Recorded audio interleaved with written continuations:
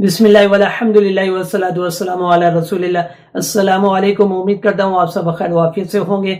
HA lectures की जानिब से हाफिज आसिम आपकी खिदमत में हाजिर है। सेकंड ईयर की नई किताब तर्जुमातुल कुरान मजीद का आज लेक्चर नंबर 27 है। आज के लेक्चर में सूरतुल हशर के मशकी और इजाफी एमसीक्यूज और शॉर्ट करेंगे। आगे बढ़ने से पहले अगर किसी ने इस चैनल को सब्सक्राइब नहीं किया तो चैनल को जरूर सब्सक्राइब कर लें, क्योंकि इस चैनल पर इंशाल्लाह 9th class 10th class first year second year के तर्जुमातुल कुरान मजीद, इस्लामियत लाजमी और उर्दू के लेक्चर अपलोड किए जाएंगे। दूसरी अहम बात कि चारों क्लासेस के तर्जुमातुल कुरान मजीद के नोट्स मुकम्मल तैयार हो चुके हैं। जो नोट्स लेना चाहते हैं वो दिए गए नंबर पर राब्ता करें, इंशाल्लाह पार्सल के जरिए आप तक पहुंचा दिए जाएंगे। चलें जी, आज का सबक शुरू करते हैं। बिस्मिल्लाहिर्रहमानिर्रहीम। पहला सवाल ये है, सूरतुल हशर की वजह तस्मिया तहरीर करें। सबसे पहले आप हेडिंग बनाएं वजह तस्मिया, फिर उसमें आपने ये लिखना है कि हशर का माना मुंतशिर अफराद को इकट्ठा करना है। इस सूरत की दूसरी आयत में इस बात का बयान है कि बनु नज़ीर के तमाम अफराद को जमा किया गया और उन्हें मदीना मुनव्वरा से जलावतन कर दिया गया। इसी मुनासिबत से इस सूरत का नाम सूरतुल हशर रख दिया गया। दूसरा सवाल, सूरतुल हशर की फजीलत में एक हदीस मुबारक बयान करें। इसमें सबसे पहले आप हेडिंग बनाएं सूरतुल हशर की फजीलत। इसमें आपने ये हदीस मुबारक लिखनी है कि नबी करीम सल्लल्लाहु अलैहि वसल्लम ने फरमाया, जो शख्स सुबह के वक्त औज़ु बिल्लाहि समीइल अलीम मिनश शैतानिर रजीम 3 बार पढ़े और 3 बार सूरतुल हशर की आखिरी 3 आयत की तिलावत करे तो अल्लाह ताला उसके लिए मग़फ़िरत मांगने के लिए 70,000 फरिश्ते मुकर्रर कर देते हैं, जो शाम तक यही काम करते हैं। अगर वो शख्स उस दिन फोत हो जाए तो उसकी शहादत की मौत होगी। सवाल नंबर 3, मदीना मुनव्वरा में यहूद के कौन कौन से कबीले आबाद थे? तो यहूदियों के कबीले, ये हेडिंग बना लें। इसमें आपने पॉइंट की शक्ल में ये लिखें कि मदीना मुनव्वरा में, पहले तो आप एक जुमला लिखें कि मदीना मुनव्वरा में यहूदियों के 3 कबाइल आबाद थे जो दर्ज झेल हैं। ठीक है, नंबर 1 बनु कुरैज़ा, नंबर 2 बनु कैनका, नंबर 3 बनु नज़ीर। सवाल नंबर 4, मिसाक मदीना के तहत यहूदियों को क्या फ़ायदा मिला? सबसे पहले आप हेडिंग बनाएं मिसाक मदीना या यहूदियों को फ़ायदा, ये भी आप हेडिंग बना सकते हैं। इसमें आप ये लिखेंगे, नबी करीम सल्लल्लाहु अलैहि वसल्लम ने मिसाक मदीना के तहत यहूदियों को मजहबी, माशरती और माशी आज़ादी अता फरमाई और माशरे में मकाम अता फरमाया, लेकिन यहूदियों को मुआहदे का पास ना रखने के बायस मदीना से जला वतन कर दिया गया। सवाल नंबर 5, सूरतुल हशर का मरकजी मौजू तहरीर करें। सूरतुल हशर के मरकजी मौजू में 4 बातें हैं।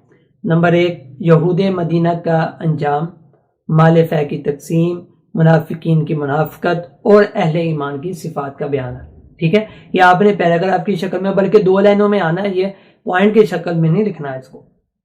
सवाल नंबर 6, माल फै से क्या मुराद है? माल फै से मुराद, ये पहले हेडिंग बनाए माल फै, फिर आपने ये लिखना है माल फै से मुराद वो माल है जो मुसलमानों को मैदान जंग के बगैर लड़ाई से हासिल हो। सवाल नंबर 7, सूरतुल हशर में मुहाजिरीन की कौन सी खूबियां बयान की गई हैं? सबसे पहले आप हेडिंग बनाएं मुहाजिरीन की खूबियां या मुहाजिरीन की तारीफ, ये भी कर सकते हैं। इसमें आपने ये लिखना है कि सूरतुल हशर में मुहाजिरीन की तारीफ करते हुए इरशाद फरमाया कि वो हर वक्त अल्लाह ताला का फजल और रजा तलब करते रहते हैं और अल्लाह ताला और उसके रसूल सल्लल्लाहु अलैहि वसल्लम के मददगार हैं, यही लोग सच्चे हैं।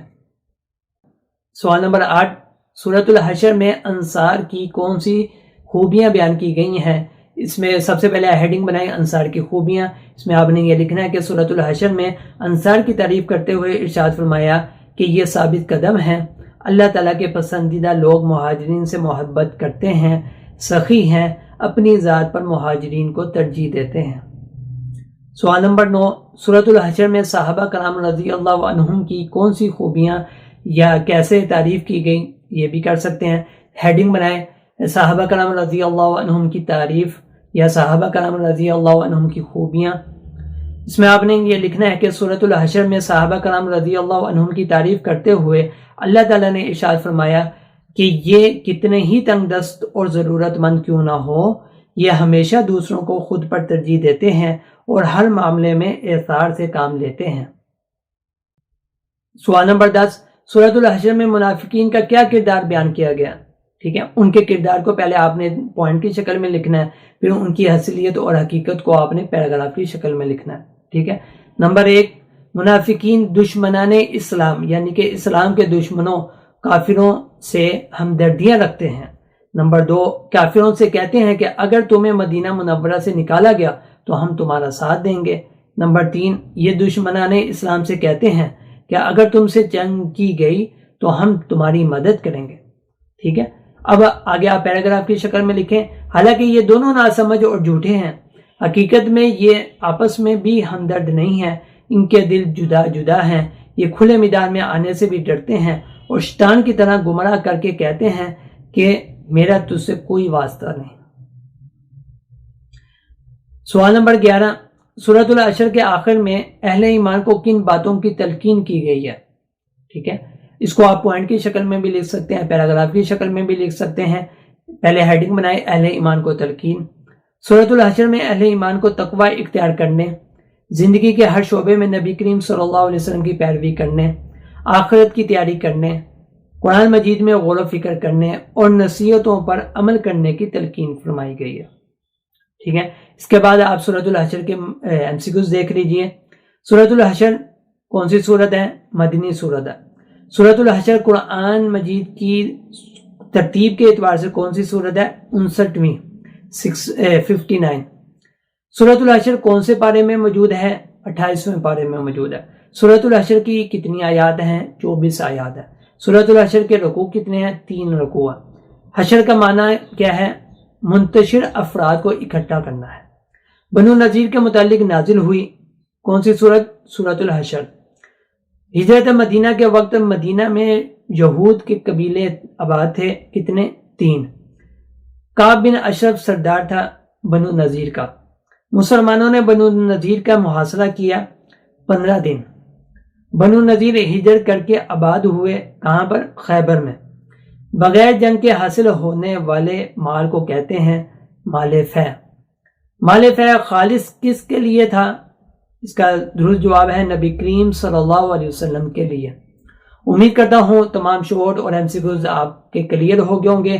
پھر بھی کوئی سوال ہو تو کمنٹ میں آپ پوچھ سکتے ہیں۔ ساتھ رہنے کے لیے اس چینل کو سبسکرائب کر لیں۔ انشاءاللہ ان قریب ملاقات ہوگی، تب تک کے لیے حافظ کو اجازت دیں۔ السلام علیکم۔